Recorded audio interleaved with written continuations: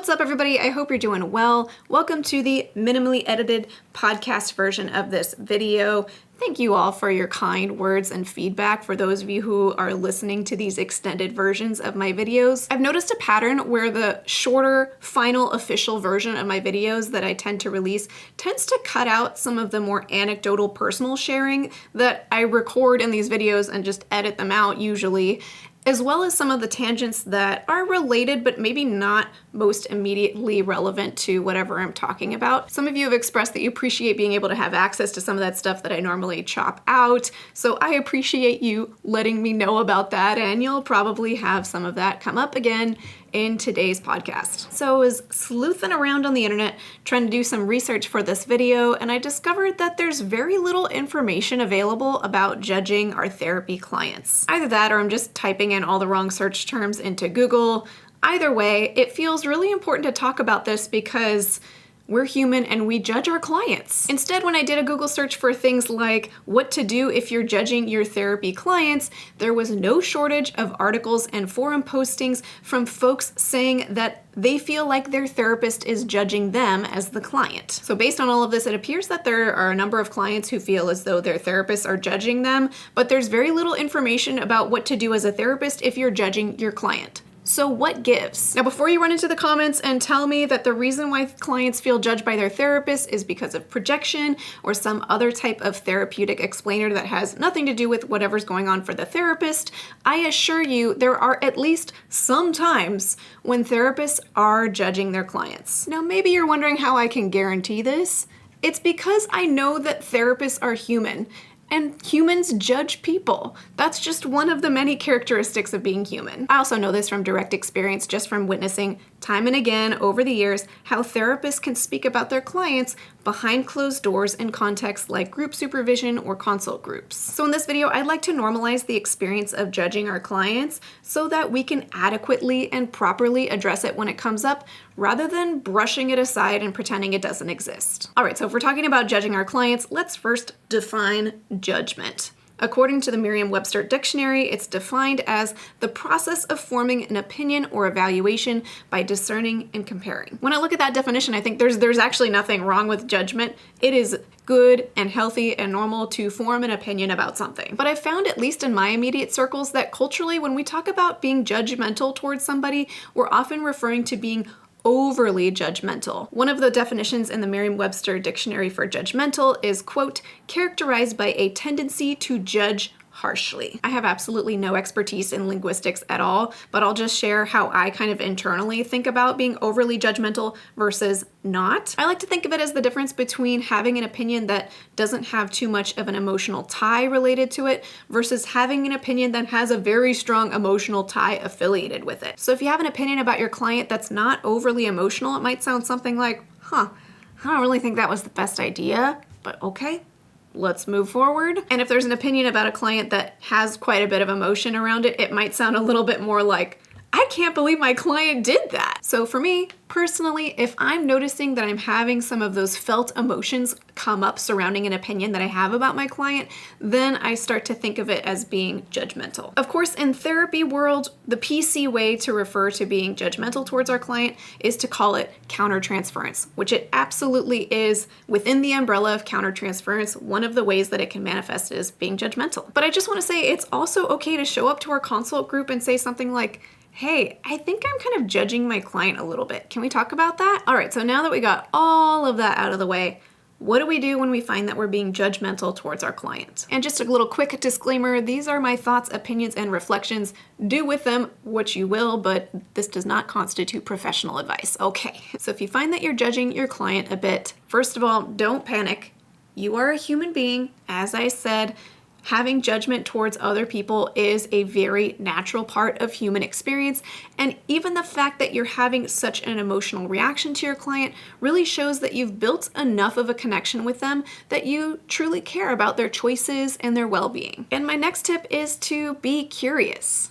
Now, I wish this didn't feel a little bit revolutionary, at least in some circles, to say, but I think because we don't hear other people talking about their own judgments towards their client, there can be this unspoken understanding that we're not supposed to have judgments towards our clients. So when it pops up, we tend to either peg it on our clients, that there's something about them, their transference, etc., that's coming up, or there's something about us that we should be ashamed of, that we shouldn't be having this judgment. We haven't done enough work to not judge our clients, maybe. And instead, I propose that we accept that we can judge people, and that's actually something to be curious about. Say, I am really having an emotional reaction to that thing my client said, or the thing my client did, that choice they made. I wonder what that's about. I wonder what's going on there. If we trust that there's nothing for us to be ashamed about or for our clients to be ashamed about when we judge our clients for something, then we might really be willing to put a flashlight on it and say, I wonder what's going on here. This is really interesting. Let's explore. And it's only going to benefit both us and our client if we do so. The next piece of advice to consider is, when appropriate, consider using self-disclosure with your client. Now, this is particularly relevant and appropriate if your judgment is a result of maybe your client treating you poorly or something along those lines. For example, if your client lashes out towards you or is aggressive towards you in some way, it would be appropriate for you to feel hurt, scared, or angry. In such cases, it could be useful to say something like, "Ooh, okay, I am feeling pretty tense right now. When you just got out of your chair and started yelling at me, it did make me feel quite unsafe. So I'd love to pause and take a moment to just talk about how we interact with each other in these moments so that I can be better equipped to support you." The next piece of advice should come as no surprise, and that's to seek consultation.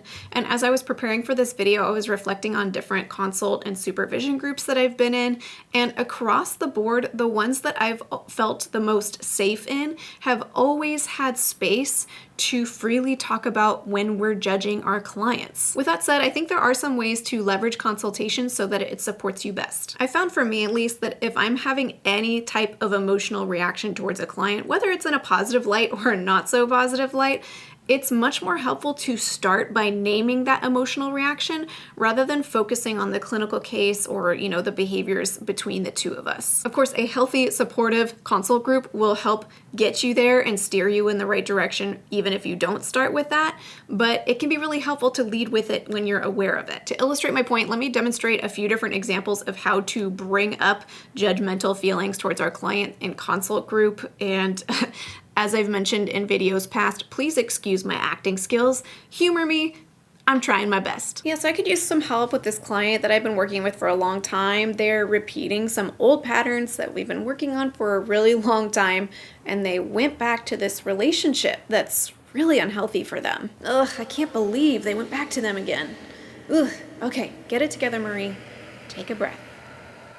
I can't believe a client went back to their old partner. I mean, after all that work that we did together, it just feels like they're giving up again, and they don't even care about what we're working on together. And I mean, don't even get me started on their relationship. It's a total mess, and they have this whole history of just terrible relationships. I just can't stand it. This is really uncomfortable to bring up, but I could use your help. There's this client that I've been having these really strong emotional reactions towards, and I feel like I'm kind of judging them.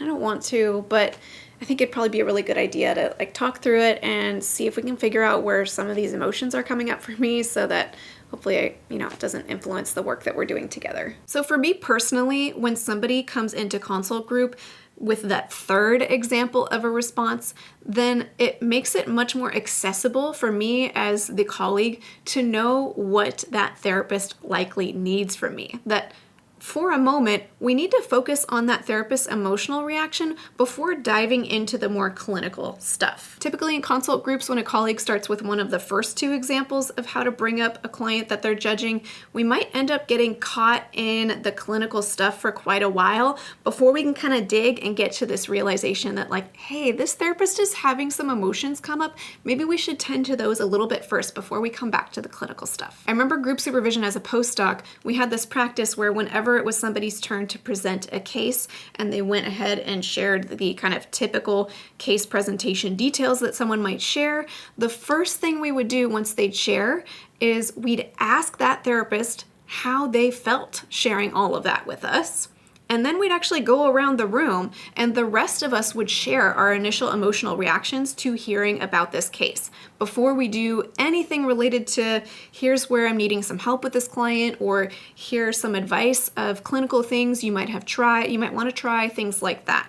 We would just stop and say, how did you feel talking about that case? And then go around to each of us saying, here's how I felt hearing you talk about your case. At first, as a young, spry youngster fresh out of grad school, I was a little bit confused by this because I thought, what do our emotions have to do with helping our colleague with their case? And now looking back at it, I am so grateful for that experience, and I still do that to this day across all consult groups that I've been in since then, where once somebody shares about a client that they are wanting some help with, I always say, how do you feel talking about this client? How did it feel being with that client in the moment? After they share, I might say, here's how I felt while you were talking. And a lot of times my feelings tend to be kind of like protective towards my colleague or wanting to care for them. And that can be really helpful to name that. Start there, see if there's anything that needs to be addressed in the emotions, and then pivot into the clinical. I've noticed that especially if you have a fairly sizable consult group of, maybe 5+ people, then you'll start to notice a diversity of emotional reactions when somebody shares about their case. And that can be really useful because maybe if somebody is really thrown off kilter, feeling judgmental perhaps, there might be somebody else in the room who really deeply empathizes and has compassion on the client's story as that colleague shared. And that can be really useful to borrow from that person's perspective to insert some of that compassion back towards their client. So it's just beneficial for a lot of reasons. And that leads to the next piece of advice to consider if you notice that you're feeling judgmental towards your client, is to have compassion on yourself. If your one and only goal is to rid yourself of all judgment ASAP, then you might be missing a real opportunity, both for your client and for yourself. Personally, it took me a lot of these consult groups and talking about my emotional reactions towards my clients to piece together some patterns that come up for me when I have emotional reactions towards my clients, especially ones that look a lot like judgment. And I've noticed for me, there are 3 categories of experiences that tend to flare up my judgments towards clients. 1, if they remind me of a specific narcissistic family member from my past. 2, if they display misogynistic characteristics that remind me of folks who've harmed me in my past. And 3, if they remind me of parts of myself that I have not yet come to like. For me, not only has it been helpful in each individual situation to identify, here's what's going on with this client and why I might be feeling judgmental towards them so that I can overcome that hurdle, but also it's been quite helpful to identify that I have a pattern of situations that I tend to be most judgmental in. So I can hopefully start to integrate that live when I'm sitting with my client and I'm noticing, boop, oh, it's happening again, Marie, you're feeling a little judgy. I wonder, let's just check in. Is it fitting in any of these 3 categories? Oh, yep, this person is reminding me of that narcissistic family member. This is not their burden to carry, so I'm gonna file that away for consult group, insert that self-compassion that I've practiced in consult group a bunch of times now. We'll come back to it later. And it feels a lot more accessible to do that sort of file it away, compartmentalize it for later when I've talked about this so many times now in consult group. If instead every consult group we just focused on clinical, and I never said, I'm feeling a little bit of judgment towards my clients, or sometimes a lot of judgment, then I never would have caught that. And maybe that would have just seeped into that session with the new person because I didn't develop the insight about what was going on that's causing me to feel judgmental to begin with. See, I just get fired up even talking about it and I have trouble speaking. So if we can lead from a place of compassion towards ourselves with a genuine desire to develop insights and self-awareness around whatever is fueling our judgment, then ultimately it will trickle down as compassion towards our clients as well. And let me just clarify, when I say self-compassion towards ourselves, I don't mean it in a way to say like, yeah, Marie, your judgments are totally justified. Look what your client did and let's bash them here. And self-compassion towards Marie is just fueling your perspective of the story. There has to be a genuine curiosity to say, I really wonder where this comes from. I would like to know the truth, whatever that looks like. And the next piece of advice to consider is, of course, when necessary or helpful, seek out personal therapy. Okay, now obviously I'm not trying to say that anytime you feel even the slightest ounce of judgment towards one of your clients, you need to go run to your own personal therapist. But if you're noticing that there is just a continued pattern of judgment coming up towards your clients, even after you've been curious and inserted self-compassion and brought it up multiple times in consult group. Maybe the judgment is even kind of building on itself or somehow disrupting your therapy work. It might be a really good time to bring that up in personal therapy. Again, both for your own benefit as well as your clients. And the last piece of advice is, if there is a pattern of judgment that still continues after all of this, it's okay to refer out. Sometimes, despite all of our best efforts, consult group, personal therapy, etc., we still find ourselves feeling judgmental of our clients, and maybe to an extent that disrupts the therapy work. And again, this is also part of being human. Not every judgmental hurdle that we face is one that can necessarily be overcome, and I would argue it may not need to be overcome. I mentioned earlier that there's these few categories where my judgments tend to fall into when I feel them towards my clients, and I've come to a pretty clear conclusion that I am not emotionally equipped to serve clients who display pretty significant narcissistic characteristics or who tend to be overly misogynistic, because I am so triggered by that I am unable to access a therapeutic frame for those folks. And I've talked about it in consult group and still do. I've talked about it at length in my own personal therapy. And I feel like that's an area of my life that I've both grown out of, but that I also don't need to go back into, because I am a victim and a survivor of harm from folks who display those characteristics. I may just always have a reaction to folks who display those characteristics, and that's expected given the situation that I've been in. I don't think that makes me ill-equipped as a therapist. I think we all have those sensitive spots like that, and it's more helpful, in my opinion, to know where those are and protect those rather than feel like we need to somehow be equipped to help every single person, because don't worry, anyone that you're not equipped to help, there's somebody else out there who is. You do not have to save everybody. Now, as always, I am sure there are more tools than what I listed here to help us cope and deal when we're noticing that we're feeling judgmental towards our clients. However, my main hope in making this video is to normalize the experience of judging our clients. We all do it, myself included, because we're human. And if we can normalize this truth about ourselves, then I hope that we can find more safe spaces to talk about it and therefore address it safely. And for anyone who's a supervisor, a consult group facilitator, employer,